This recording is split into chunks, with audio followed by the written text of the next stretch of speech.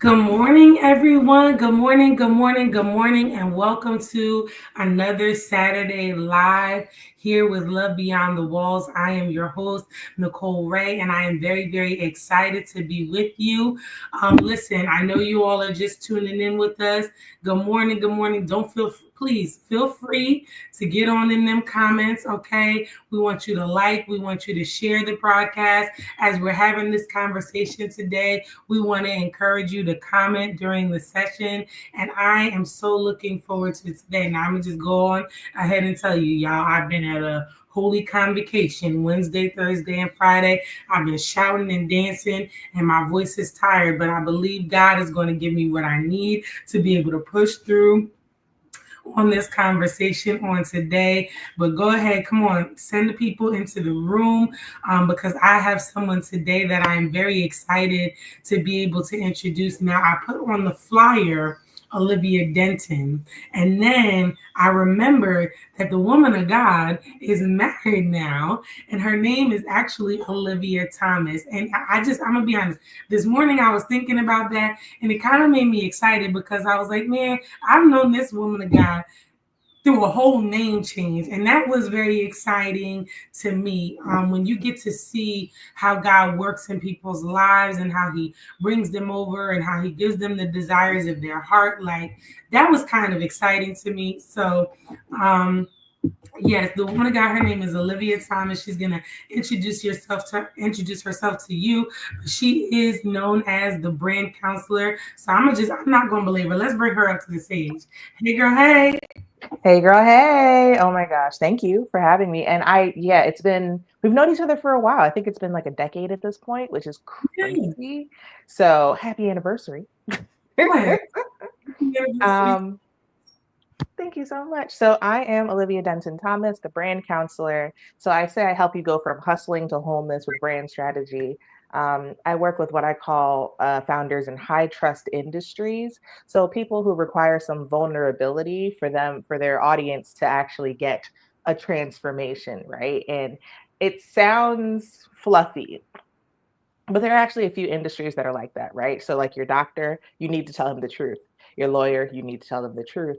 Your finance person and your consultants, like all of these people require a lot of trust for you to actually get a good result for yourself. So, that's a big part of what I do. I'm big on self care. I think there's no real branding without self care because we're often really caught up in this idea of being people pleasers, and we can't move out of being people pleasers. We can't move into our actual calling if we're not willing to take care of ourselves in an appropriate way and sometimes be disliked. So that's my jam. That's my everyday thing. So it's great to be here. I love that. And I just want to say for my listeners who are joining, and you might be thinking, oh, well, branding, I don't have a business. I don't have a this. I don't have a that. I don't need any information about branding. Or listen, you are your own brand, number one. You as a person, how you carry yourself, that is a brand. But you are also the brand of Christ. If you're a believer, Christ has a brand. Okay. So when you listen to this, even if you do or don't have a business, I want you to listen to it with ears of how am I presenting myself to others. Okay. So don't be trying to jump off the live talking about I don't got no company or a ministry, so I'm out of here. No. This conversation is for you too, baby. So yes, I'm very, very excited. And honesty and vulnerability, I think in those businesses, I don't know if I heard you say like even counseling. Mhm. I do a lot of mental health counseling, like requires a lot of vulnerability, so it needs trust and everything like that. I can make an argument that all roles really need trust, some more than others, but you hope your car salesman, is trustworthy. You would hope. You would Yeah. hope. And I kind of say it that way because a lot of people aren't willing to see themselves as that person, Mhm. right? So it's really to call in the people who are willing to actually engage from a place of vulnerability in their businesses because a Right. lot of business needs to be frankly decolonized, right? Like colonization makes things like impenetrable on purpose. But if we want things that are lasting and not just growing through manipulation, we need the vulnerability. So a little bit of a language shift there. But I also recognize now at year 13 that I would really rather work with people who understand why I do the work that I do. So I call them out a little differently now. Yeah, no, that makes sense. So when you talk about like the vulnerability, how does that lend into authenticity? Absolutely. So I think that we have to get clear on our calling, right? So when I do my work, the first thing I kind of lean into is your personal mission. Because your personal mission actually is your business mission, right? But your business is the manifestation of that personal mission.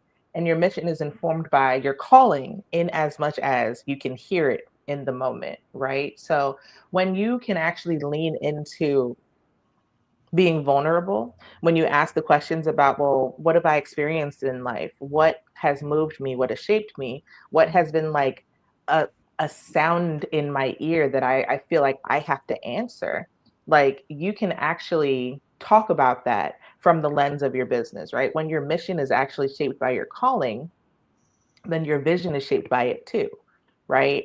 And then your vision becomes more authentic. You can actually put your calling into your business and talk about the reasons why you're actually doing it from that perspective, as Mhm. opposed to, just money. Like obviously transaction is extremely important, but transformation comes through vulnerability, and you don't actually get that if you're not allowed to have like an authentic conversation with the people about the things that make you feel kind of vulnerable. It doesn't have to be like every private thing, Yeah. but kind of leaning into what I call your unfolding question. So I think everyone has an unfolding question, right? The question you're constantly asking every day, where it's just like, well, how can I improve this? Right. So for me, it's like, how do I build a life and legacy without shame?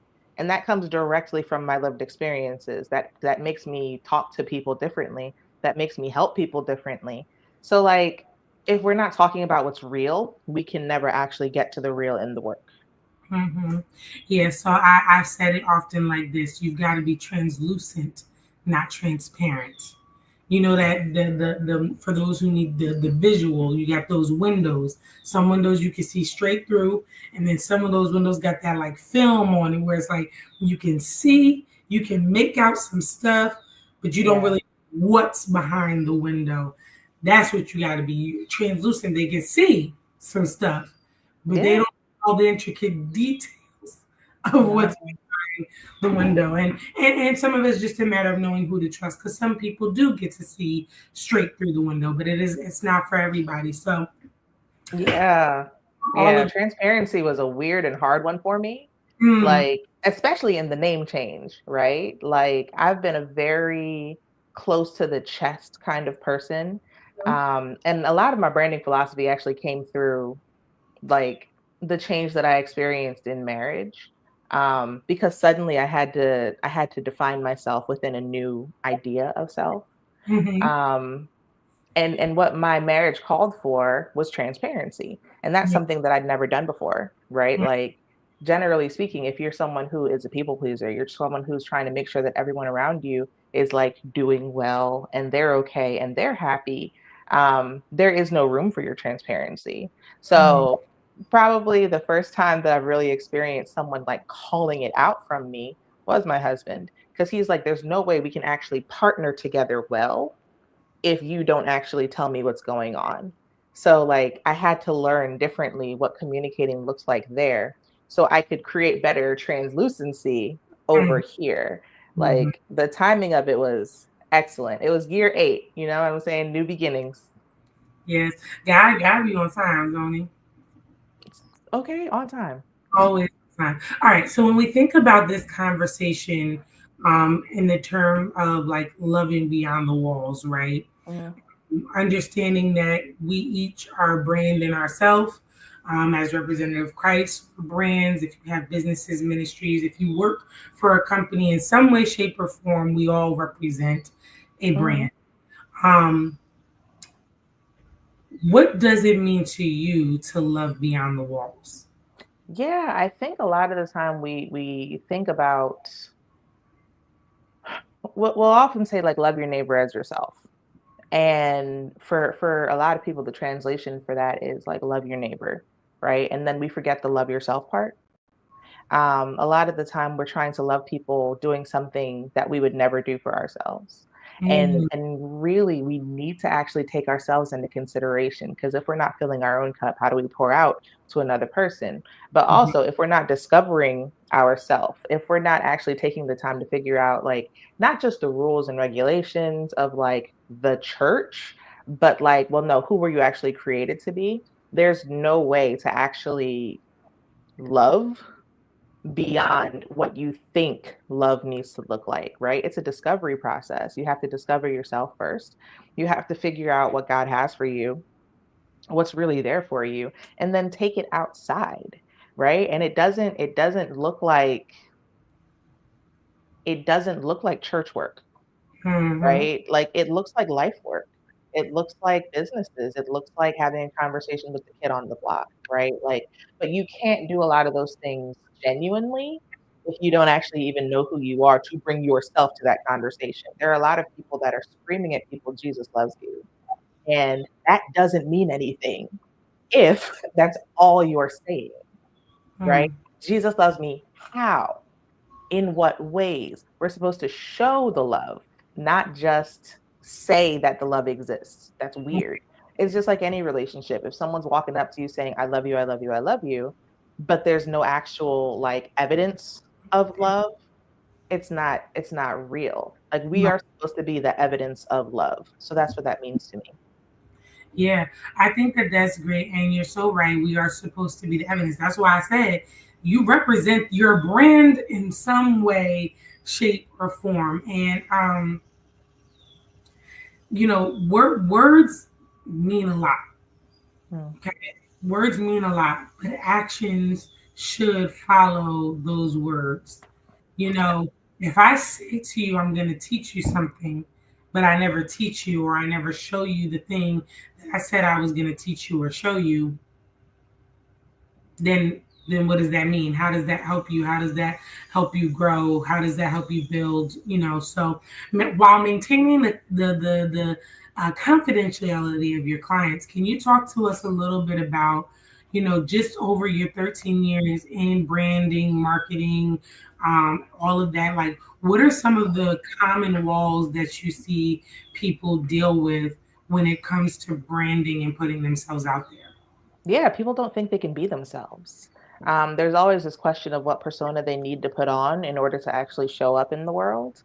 And the reality is, the persona is your own, but you've been so busy trying to put on personas for different people that you have no clue what your own voice actually sounds like, and that it's valid, right? Like your voice doesn't diminish your value, right? It actually enhances it.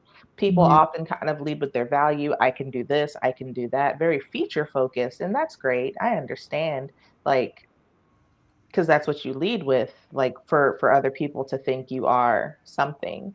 Mhm. But there's someone out there that needs what you do, that needs to hear it in the way that you would say it. I remember talking to one client, and she is like heavy data person, and you would think data doesn't really have a personality, um, but she does, right? And when you convey things through your personality, it makes it way more tangible. Data is terrible. It is numbers, it is stats, it is figures, right? It is stuff that like you can kind of lose interest pretty easily because it's so much information. But the way that she would speak and get excited about what the information meant and how it would change things, that's what people really needed to understand. People needed it through her voice so that Mhm. they could actually make it usable, right? There's no reason that your voice isn't welcome somewhere. I think a lot of the time we get rejected and we think, well, that's it. Yeah. Well, you were rejected in a singular space. Being Mm, rejected in one space doesn't mean that you are rejected across the board. It means that you need to find the place that's actually going to welcome you and build your ecosystem there. Like we get caught up on who's telling us no instead of finding the people who are going to tell us yes. So you have to understand your voice and find the appropriate yes.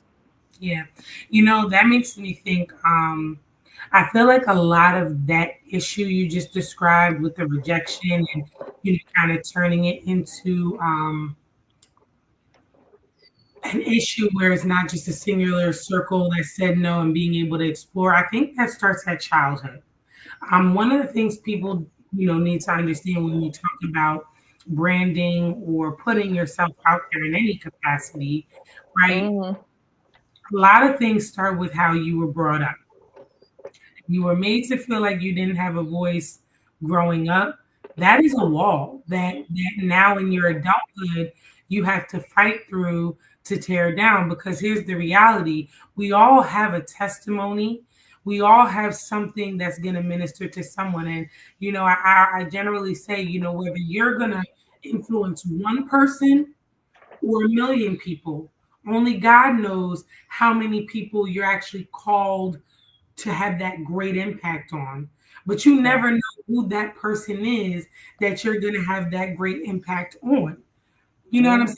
You may only be called to 10, but one Mhm. in the 10 might be called to a million. And now the love or the message that God has put in you to share with them has now reached the masses because you made that one feel like they could be vulnerable, like they could be authentic, like, so. But rejection is a very, very difficult thing, I feel like, to get over, and I'm speaking from my own personal experience. um Mhm. it's one of those things that even when you get over, you're constantly in a fight for your life to not let Yeah. yourself sink back to that rejection place, because especially in the social media age where people can say and be whoever they want to be online, and you're looking at your content, like you're working hard to put yourself out there, and then nobody's responding, and it's like, oh, it can be Yeah. very disheartening, to say the least. So, what recommendations do you give someone who, in their adulthood, maybe from childhood, is dealing with the rejection on, like, hey, you got to get over it. This is what you got to do.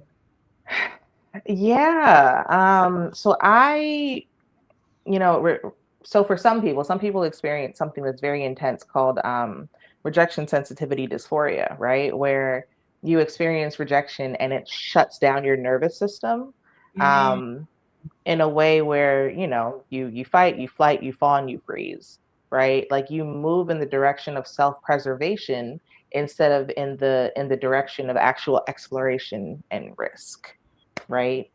Um, One of the things I always talk to my clients about really is self-care, right? And I have four tenets of self-care that I'm always like, hey, make a plan and stick to it, because the only thing your body and brain recognize is familiarity, right? And once you have a familiarity with what safety looks like for yourself, then other forms of rejection don't really penetrate in the same way. It's not that they don't penetrate, but they don't penetrate in the same way. And the four tenets of self care that I talk about are energy, right? So, what is your spiritual life like? Are you praying? Are you reading your Bible? Are you being informed? What's your community like? Right? Like who's talking to you? Who are you allowing to speak into you? What's your nutrition and exercise like? Right? Like your body, your gut will trust you. Like if you allow it to, right? You can't trust your gut if your gut can't trust you. That's what my friend says, and I love that. It's hard to make good decisions when your gut microbiome is actually off kilter, right? mm, So, like, it will actually magnify rejection for you, which is crazy that the things you eat can actually do that. Right. wow. So if your body is impacted, then your mind will be impacted as well. So you gotta work through your spirit. You gotta work through the people who can speak into you. You gotta work through your body. Next is esteem, right? Like how do you respect yourself? constantly? How do you walk in alignment? Have you determined what your values are and what it means to actually look like you day to day? Also, are you just kind of giving yourself like good expressions of yourself that say, like, I respect me enough to show up as me? These pink glasses, this is a part of my esteem practice, right? Like, because I want people to see that I really like this color. I really like this expression of myself. So I'm going to do it. Um, I just, yeah, we don't, we learn to respect other people way more than we learn to respect ourselves. Wow. So we have to figure out what matters to us in those areas as well. Next up is expression. So I know I said like expression for esteem, but like actually speaking, right? Actually speaking what it is that's hard for you and scary for you. Because burnout comes from a lack of expression.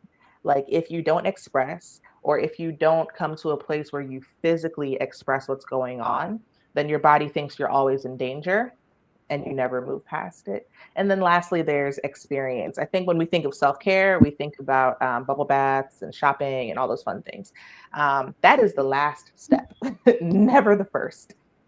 So we actually have to do these things in order. It's more of a cumulative process, Mm. so that we can live a good life. So when those rejections hit, it doesn't hit quite as hard because they're coming. Like if you run a business, if you are a human being who walks out the door, rejection is going to come for you. Now, these are tools that our parents should have taught us, right? These are tools we probably should have or could have learned in like churches and schools, but a lot of parents, churches, schools, institutions thrive more on control than actually creating leaders, right? The only way we can create leadership within ourselves is to truly actually take care of ourselves from the foundation, so that if our roots are good and strong, like, and the wind blows our tree won't fall down. That's really what we're trying to get to. Mhm. That's good. Now, when we started, I'm pretty sure I heard you say that you help people go from like hustling to wholeness, right? Mhm. So when I was listening to like your four steps, like that is the picture of being whole. It Yeah. addresses the mental, the spiritual, the emotional, and the physical aspects of being a brand and representing yourself. And again, whether you're just representing yourself as self, or you're representing a church or your business or whatever, you have Mhm. to be able to represent yourself through the lens of spiritual wholeness. Now, excuse me, for me, everything got to start at the spiritual. And this Sure. is a Christian talk show, so y'all always gonna hear about God. If you're listening, we're always going to start there because that is a foundational principle to understanding who we are and whose we are. Because it leads to the conversation of identity. And see, one of the things that that wall of rejection attacks is your identity. Because if I'm being who I think I am, and if I'm being who I feel like God is showing me I am, but everybody else isn't receiving me in that way, then it makes me feel like now I have to be somebody else. And Yeah. I lived that time in my life where I tried to be somebody else or tried to fit in to a particular space. I used to refer to myself as like a chameleon. Like you know how they say when in Rome, do as Romans do. Like Yeah. it was like wherever I was, whatever circle I was in, I would just try to fit into that circle by looking like them or behaving like them. Now, the thing is, internally, I would know when I didn't fit in. You Mhm. know, I would know when I was in a space that I was like, yeah, I don't even act like this. Like, they're doing too much. And then I would be processing in my mind, how do I get out of this? How do I Yeah. get out of this space? Because the Bible says that bad company corrupt good morals. So I know what my good morals are, and I'm not necessarily hanging out with the company that's going to strengthen them. Um, Yeah. but I feel like I don't know what else to do, and especially that was more when I was young, right? So when you talk Mhm. about your parents and them raising you kind of with the control rather than raising leaders, I do think that there is a distinct difference in how you raise someone where you're controlling versus how you raise someone when you're trying to raise leaders. One of the thing about trying to raise leaders is that you have to give them space to make mistakes. And I love my parents, mama, because she on here, she watching, and she probably gonna call me after like, what? I didn't know that. But like, I don't feel like my parents raised me with space to make mistakes. It was very much Mm-hmm. like, don't do this, do Mm-hmm. that.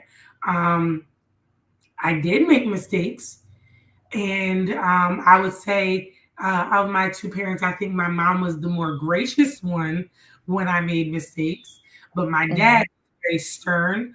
Um, Mm-hmm. I in terms of um, giving like the punishment, I feel like it was more my dad who was the one who would, when I used to get my little spankings or whatever, and then when I outgrew spankings and I got grounded or the harsh talking to, it was often my dad who was doing that. So, my mom would talk to me, but my mom never really yelled at me. Not that I could really think of. So like if she were to yell at me, like I don't even know how I would respond to that. Um, because that wasn't what I experienced, but I did experience a lot of, even in terms of decisions of who to hang around or what places to Mm-hmm. go, it was like, you're not going. It wasn't like I'm Mm-hmm. gonna go, make good decisions. It was just like, yeah, you're not going. Who's gonna be? Yeah. Oh yeah, I know how they give it up. You're not going. You're not even gonna let me make a choice Mm-hmm. to make a good decision. Now I will tell this one story. My mom, my mom one time let me go to a party. But when we got to the party, my mom got out the car, went up to the door, and had to meet the parent. It was the only way Okay. she was going to let me stay. I was highly embarrassed, but I had a good time at the party and I made good decisions. But it was what I had to Yeah. endure to be able to go to that party. Um, Yeah. Everybody's experience is different because I had other friends whose parents didn't check in on nothing. They just went and did whatever they did. Now, whether I could say that that helped me to make good decisions, I think it did, but I can't say Mm-hmm. I made good decisions for the right reasons. I made good Mm-hmm. decisions because I was scared to get in trouble. You know what Yeah. I'm saying? And so when you're Yeah. an adult now and you're making your own decisions and can't nobody punish you or ground you or whatever like that, I think I still made good decisions, but I think it put me at a risk to make more risky decisions because it was like my freedom. Now I'm gonna just do whatever I want to do. And so Yeah. that's a huge point about, raising leaders and making the space to make mistakes. And so, when we think about walls, when we think about branding, and we think about loving ourselves, and just that whole overall concept of being able to present yourself a certain way, people make mistakes, right? Mm-hmm. So, how do you help your clients? Because I heard you mention earlier also, right? Being able to do this without shame. Like I think you said it about like your life goal. Like how do I create this legacy without shame, right? And to me, mistakes often bring about shame. So talk to us a Mm-hmm. little bit about how you either personally or professionally were able to kind of overcome that wall and learn how to navigate mistakes without being ashamed. Yeah, that's a fantastic question and something that I probably talk about very often. So, two things. When you were talking about being a chameleon, that is a huge part of my existence. I am the youngest of four kids. I'm the only girl. Our family is Jamaican, so and very churchy, and like not just churchy like attending church, but churchy like leadership. People know you, kind of churchy. So you are such and such's granddaughter, niece, sister, daughter, like all the things. So there kind of really isn't room to be anything other than what is welcome in the room, Mm, because everybody is looking, right? Whether whether you realize it or not. I remember my mom said one time, "Hey, be careful what you do outside because such and such saw your brothers on the bus and they didn't see her." So it's like there's kind of no room to really do anything, right? And when my son was about 8 years old, so first of all, I had my son at 16. So there's a ton of like shame there as so many different like facets, because now you are not able to even pretend you are a good girl. You are only able to be seen as what people would call you as someone who has a child, as a teenager. And there was a huge like move to make me look perfect, where Mm, it's like, I'm going to make sure this looks like the Immaculate Conception, right? Like, so in this whole thing, it kind of, and I know she wouldn't say it like this, but it almost became like a cover up, right? Where it's like, no, she's not bad. She's actually perfect. And this baby came out of nowhere. What? Everything's great. Um, so there was kind of this world that I existed in where everything had to look very put together or it would blow up, because that's just what it was. Now, when my son was about 8, I think, I got him diagnosed with ADHD. And I, reading his stuff, was like, oh, that's you. You actually have ADHD as well. You are where he got it from. And one of the things about ADHD is you become a chameleon. Like mm, you may not really know how to interact with other people. and and so you mirror constantly. You're just trying to figure out what the appropriate actions are for the moment. So on the one hand, I had like shame of being a teen parent. On the other hand, I had this like neurological thing that just made everything really hard, but I'm trying to fit in and trying to survive. So I'm like mirroring and trying to figure out what the right things are. I was talking to my husband yesterday and I was like, I'm not even sure what face I'm supposed to make right now. And and I just walked away. And like it's hard and it's weird, right? And one of the things, this is the second thing now, one of the things about relationships, I think it's Esther Perel that said this, she's a relationship psychologist, is that relationships are built in repair, right? mm, And a lot of the time we come from places where shame says this is who you are, there is no way to repair, where guilt says, this is what you've done. Let's talk about that. Right. So a lot of the time, I have to come to myself from that perspective where it's like, well, is this who you are or is this what you've done? And if this is what you've done, you can change that. Right. The majority of things that we do wrong, they aren't actually who we are. They might be our circumstances, our moments, our upbringing, like a lot of different things. And it's okay to dig into those things and say, like, oh, well, I understand why I did that. Let me make a change and let me repair. Repair is for you too, right? Like you with yourself, like, and redemption is for everybody. Like that's the entire point. There's a plan that we're supposed to take, of course, and then we're knocked off the square, right? Sin is missing the mark, but the point is to come back for redemption.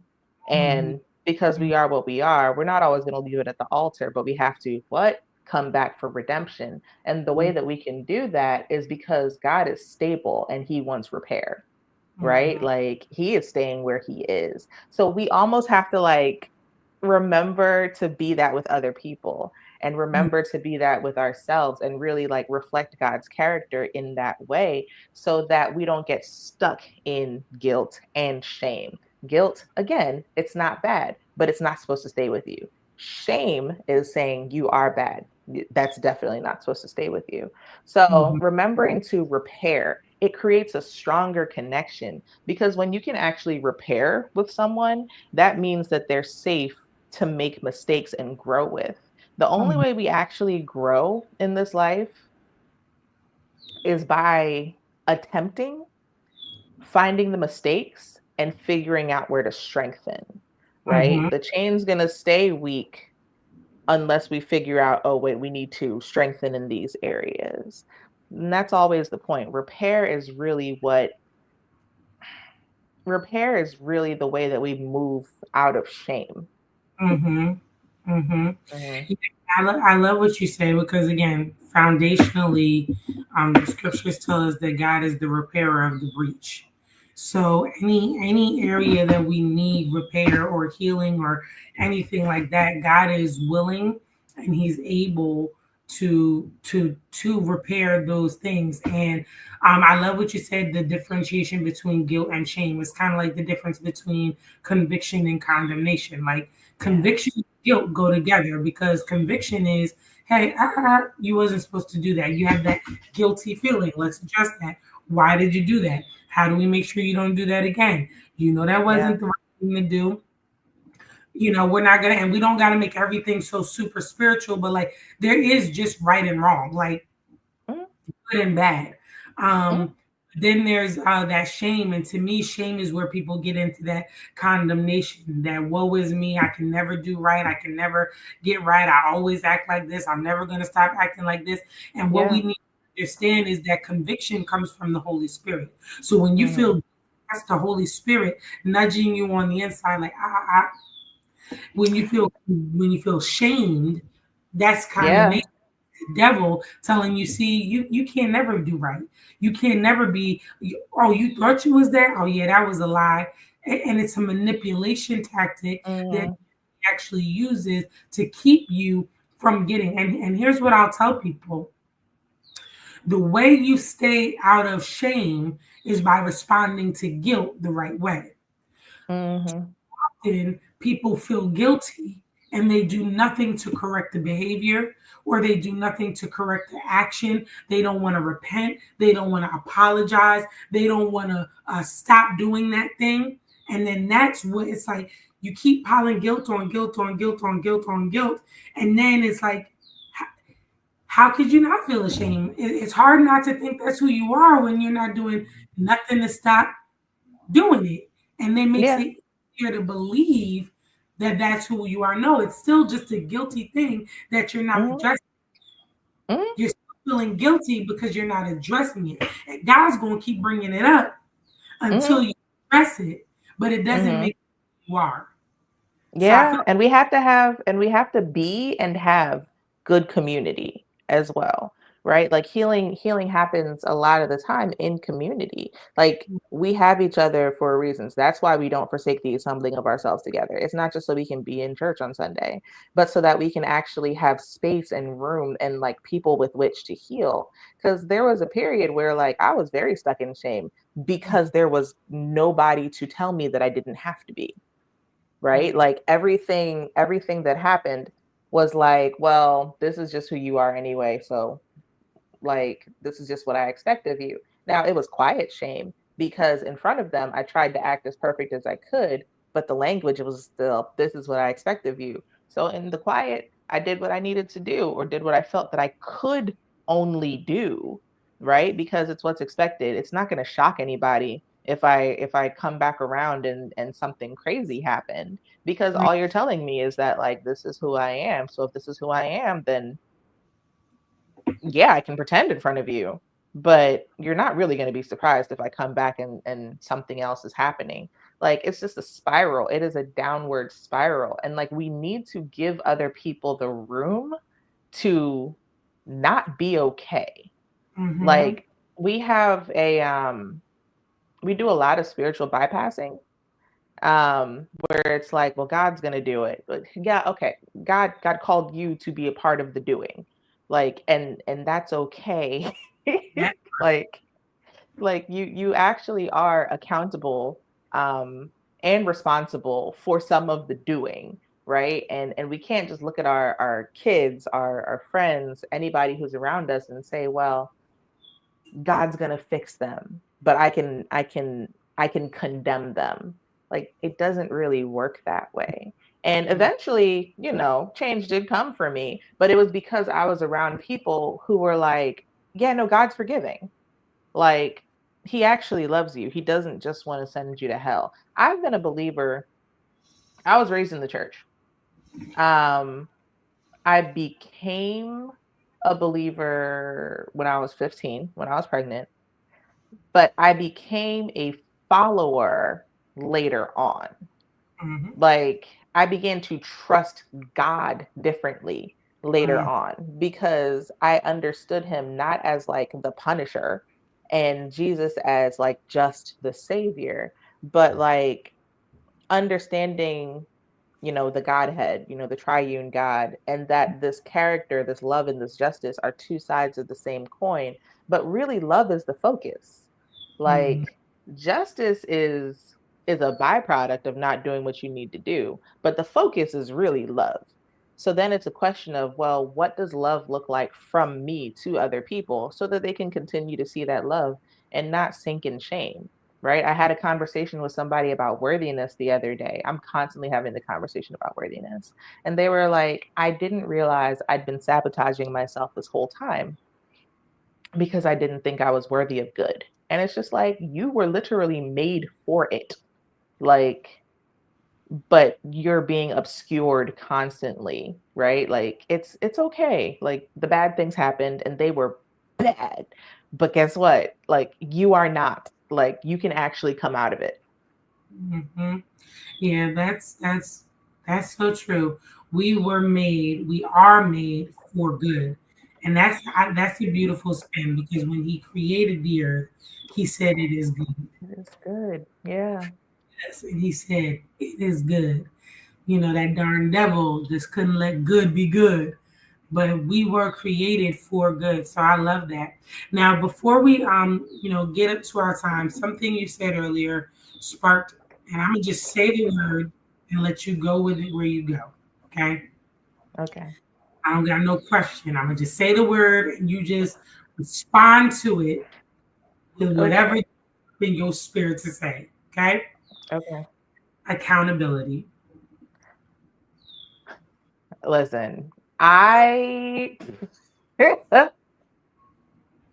accountability is safe. Like, it is okay to make changes. Making changes doesn't mean that you were terrible, right? It just means that you want to be responsible for your future. Right? It Mm, just means that you want to be responsible for your relationships. Like, that's all that that means. And I think a lot of people are so steeped in shame, this idea that if they take accountability, um, they they were and are wrong. When accountability is actually the way forward, right? So one of the things that we learn a lot growing up without actually being explicitly taught this is to be the victim, right? It is a more powerful position to be the victim. So if you believe that you are above reproach and you're above accountability because everyone has done you wrong, and you only do what you do because everyone has done you wrong, right? That's actually an extremely like powerful, almost untouchable position to be in, right? Everything is wrong around you. So why not you too? But that is also a position that keeps you stuck. And you don't even have a full grasp on, like, well, why am I stuck? You're stuck because you're not taking accountability for actually moving forward and making new life choices that can move you forward. You're instead looking for somebody to blame for what has happened to you so that you can maintain your victimhood. And God is good, right? He will keep you clothed and he will keep you fed. He sure will. But there is so much more for you outside of victimhood, right? And it requires your accountability to take it. Because if you are a bad steward, why would you get more? There is no more if you are a bad steward, because sometimes you get more, but it slips through your hand because you're not accountable to what's actually happening with the more that you're getting. mm. That was a good response to that word accountability.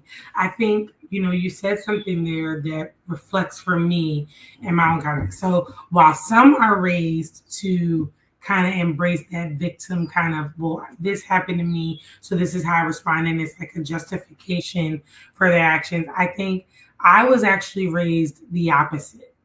I feel Mm-hmm. like for me, I was raised where there were a lot of things happening to me, and I just had to take it, and I still had to show up the right way all the time without acting out because they weren't my parents. They just wasn't going for none of that. There was no, well, this happened or that happened, so it's okay if you did this or you made that mistake, or I get why you're acting that way. It was just like, don't act like that. You need to be like this. You need to act like this. And so I see that now in my adulthood where my children would argue that I'm too nice because they see where people or situations or things happen to me or I'm whatever, and they think that I should respond like, I guess, like a victim. And I don't. And they're like, I don't even get how you still talk to that person or how you interact with that person or why you still so nice or this, that, and the third. And, you know, I could put it on the love of God, but if I'm being honest, I was just raised that way. I was raised to always respect people, even when they were disrespectful. I was raised to be cordial and be nice and to smile, even when people said or did things that hurt me. So I still do that. I wasn't really raised in a space where I felt like I had a voice to say how people made me feel. So now as an adult, I don't always tell people how I feel. I tell like I have my circle of Mm-hmm. people that I just let her rip to. Like I just say everything overly. Like even with my husband is my number one. I just say whatever. And I think he's probably the only one that I actually say how I feel about like the things he does and the things that other people do because he's created a space that made me feel like I could tell him. But now I'm starting to learn like, okay, Nicole, but some stuff you tell him you got to dial back and process it somewhere else because you're like oversharing with him now, especially Yeah. when things like things that he has going on. But like my kids might argue that I don't hold other people accountable enough. Mm-hmm. I take too much accountability for the things that people say or do to me, around me, and all of that kind of stuff. And I mean, to a degree, I kind of agree, but I think the things that my faith has taught me is to let people be people. Now, that used to really hurt me when those things were happening. Now I just pivot. Once I see how you are, I will set up a boundary real quick, fast, and in a hurry. And you'll be trying Mm-hmm. to figure out how come Nicole doesn't talk to me? How come Nicole doesn't come around? We used to be cool. We used to be, and the whole time I'm like, oh, okay, boop. I see how you move. And it's really self preservation. I can't be around you because I know I'm not going to say nothing to you about your behavior. And I know your behavior is going to keep pissing me off. So now I'm just not going to be around you. Yeah. Now, if you if you said the word anger, I I would have given that answer, right? Because I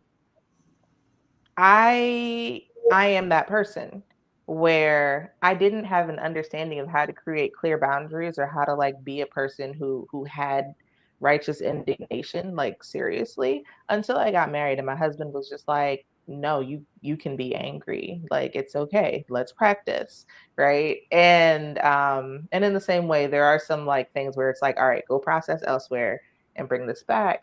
But I haven't had it, right? There hasn't been any room for dialogue around what real feelings were. Mhm. And actually enough to be able to create boundaries and say, like, hey, this is where the door is. You have to come through this way. Otherwise, you can't come in. Everything was like, the people around me would kind of do whatever they wanted and I was just required to take it. Like I have so many memories of just like crazy things happening and it's just like, well, why are you upset? And it's just like, I'm upset because the crazy thing just happened to me. Like I don't have to be resilient in this moment. I don't have to be a strong Black woman in this moment. Like, I don't have to be like good in this moment, because what was actually done to me was extremely unfair. Mm-hmm. And it's not fair for you to say to me that I can't have any feelings or draw my boundaries or draw even my own conclusions around what it is that just happened, right? I am I am deeply accountable. I've always kind of been the person who asks a lot of questions about what I am doing, right? And I mean, a part of that was driven by the shame. A part of that was driven by, whatever, where it's just like now I have to like ask questions to make sure that I'm not doing the wrong things like over and over again. But it eventually did turn into self-awareness. The more that I began to like myself, it turned Mm-hmm. into self-awareness and not just like self-guiding so as not to like make a mistake.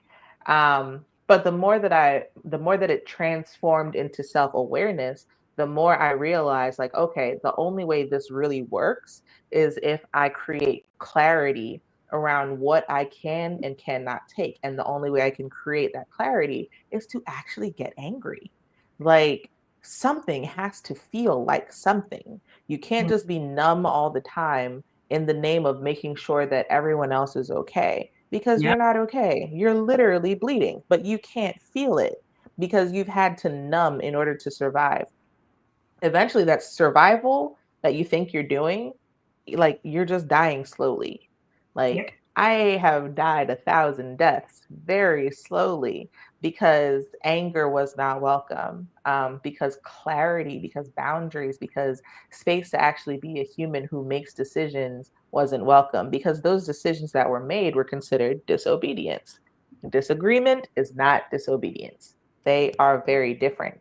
And disagreement is not dishonor either, right? I remember on some parenting Facebook page, they were talking about like, your kids are afraid of you. And I was like, yeah, because oftentimes growing up, we're taught that disobeying our parents is disobeying God, right?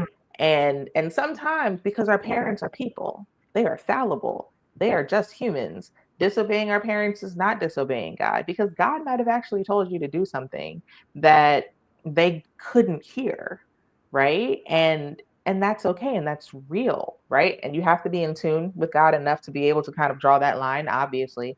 Mm-hmm. um and you also have to be in tune enough with God to be able to discern what is going on with your parents as Mm-hmm. well, right? This is a growing process. But as parents, we also have to be in tune enough with God to be able to give our kids that space. Yeah. Like, because we are raising these little humans to go out into the world without our protection.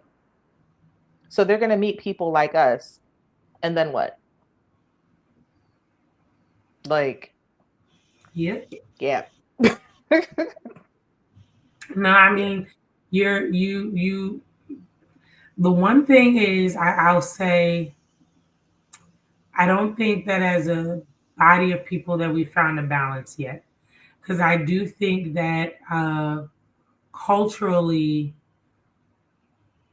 as kids, like when we were growing up, we weren't allowed to have feelings. Mm-mm. But now I think that the kids have too many dang on feelings. It is. And it's just, oh my God, it's so much. So like, me and my homegirl, the gag is like, our kids don't have enough trauma, right? Because like, I mean, that's kind of a good thing. But it's like, so good. It's so good. They're so bubbly and they're so sweet, but my God, no self-preservation skills at all. And it is hilarious to watch because it's like I didn't mean to, like, I just wanted you to, but at the same time, I will say this. I am watching my son. My son is going to college in 18 days, which is crazy. Um and for a long time I was like, oh man, he has no self-preservation skills. But I'm also recognizing that I don't know what someone raised well actually looks like. Mm. So so I'm watching him, and I always have to tell my husband, like, he's developing appropriately for his age. Like, he's developing appropriately for his age.